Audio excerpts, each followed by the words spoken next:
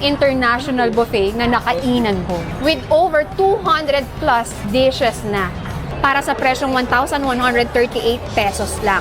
May kasama ng unlimited drinks at yung drinks may beer pa. May kasama pa yung mga coffee, juices, sobrang dami.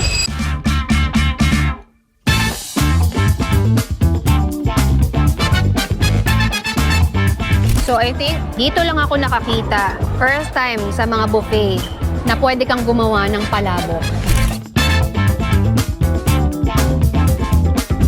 Super excited na akong matry ang mga ito, kaya naman ano pang inaantay natin guys? Huwag na natin patagalin, i-try na natin!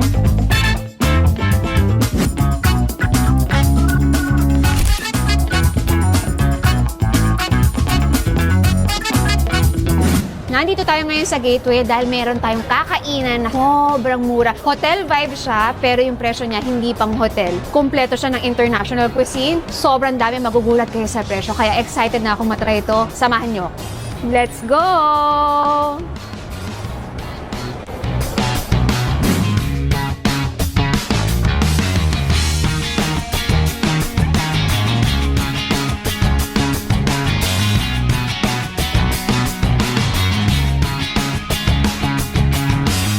Unang bubungad sa inyo, mga Indian food.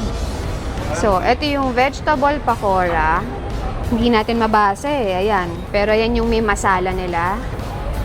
Pita, chicken masala, and then itong fish pakora. After ng Indian dyan, ito naman, Japanese na tayo. Mga sushi, ito, mukhang masarap to. I hope walang raw para pwede tayo. Spicy gunkan. I'm not sure kung tama natin siya na-pronounce. Salmon onigiri. Tatry din natin yan. Wakame salad. Another onigiri. Wow! Assorted sushi.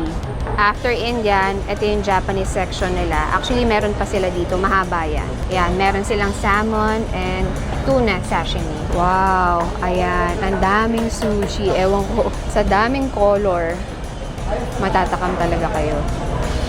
Sobrang kukulay niya. Tipong lahat gusto mong tikman. And of course, ebi tempura, tsaka itong mixed seafood tempura. Ito talaga yung mabilis maubos tempura. So, dito naman yung buttered vegetable nila and itong seafood paella. Wow.